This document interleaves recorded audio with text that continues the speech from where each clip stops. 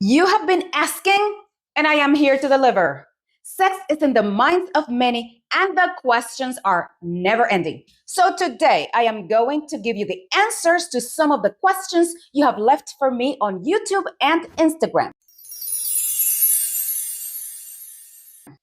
But before I do, welcome to my channel. I am Dr. Tanji, the sex doctor, board certified clinical sexologist, and your most trusted, honest, and fun sexual health expert on this platform.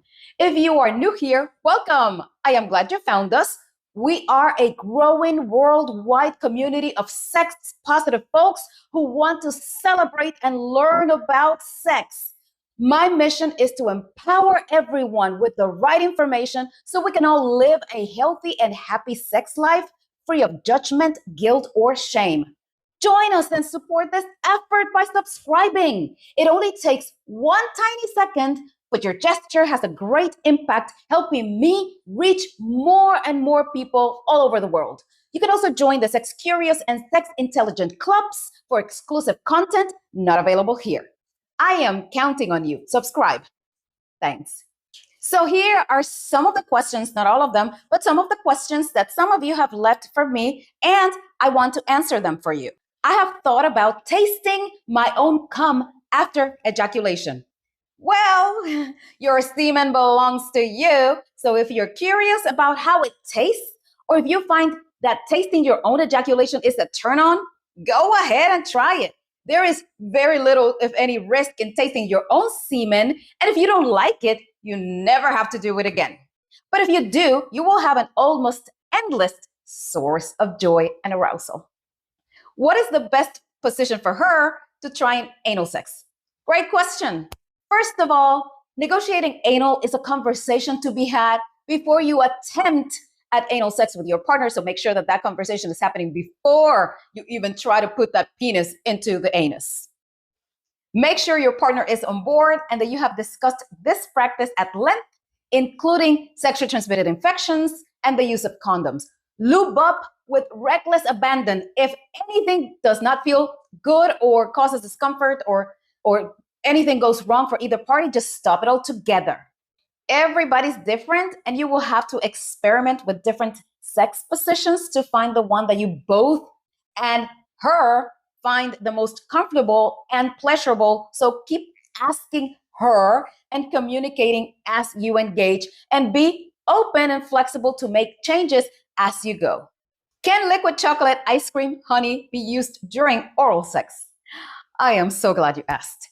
It is generally okay to do this on a penis, but it is definitely not advisable to do this to the vagina, because the vagina can get a nasty infection if any foreign substance, especially sugary things, enter the vagina. And if you like to eat ice cream around the vulva, then definitely stick to the mons pubis, which is the top portion, and do not go into any folds into the labia.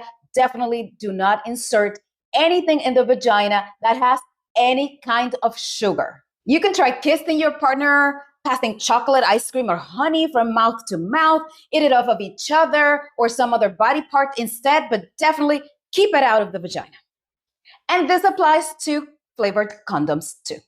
My boyfriend wants to have sex with me while I'm asleep, and he also says he would be turned on by me throwing up milk.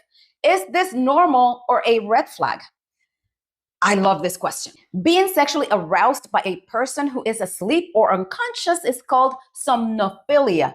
It may have to do with being turned on by exerting sexual power and dominance over someone who is unable to respond. This may be more common than we know, and we do not know how many people are somnophiles because we don't have these discussions. But what would make him attracted to this act is probably the act of acting sexually in a way in which you are vulnerable and kind of defenseless and cannot protect yourself or defend yourself. Definitely discuss this with him and ask him what makes him attracted to this practice, and listen without judgment. Just listen. Ask as many questions as you need to understand. He may only want you to pretend to be asleep while he is having sex with you, or he may want to have permission to penetrate you while you are actually asleep, or both. But there needs to be absolute consent for this. And if you're not sure and you don't like this, just be frank and honest. You should not be pressured into doing anything that you don't want to do, or repeat it if you try it and it doesn't work out for you.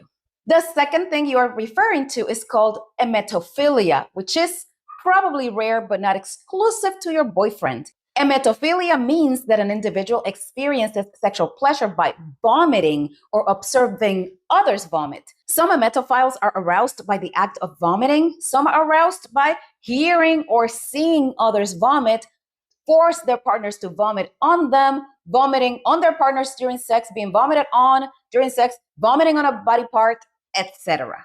The most important thing here, again, is to ask him what turns him on about it, listen without judgment, and decide if you would derive any pleasure from this practice.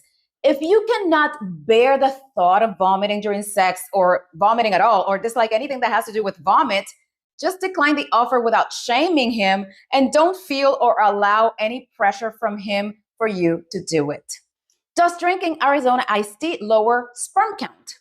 Apparently, there is information about Arizona iced tea lowering sperm count circulating online. Is it true?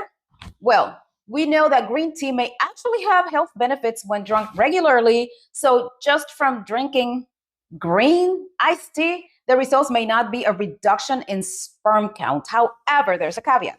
The tea may have high concentrations of added processed sugar, which we know is not good for your metabolic health, and the consumption of high content of processed sugar actually negatively impacts sperm count and concentration, according to research. For example, a study on the effects of sugar consumption on sperm quality showed that sperm concentration decreases significantly by consuming 25 teaspoons of other sugar in a day. And this is not the only study that has found this correlation. And this is not a whole lot of sugar. So drink more water and stay away from added and processed sugars to preserve your sperm quality and metabolic health. And that's probably a better response and a better option for you. So these are some of the questions that I owed you an answer for. If you have any questions about sex, leave them in the comment section below. The more you ask, the more you learn, and the better your sexual health and your sex life will be. This is Dr. Tanji, the Sex Doctor, and I'll see you next time.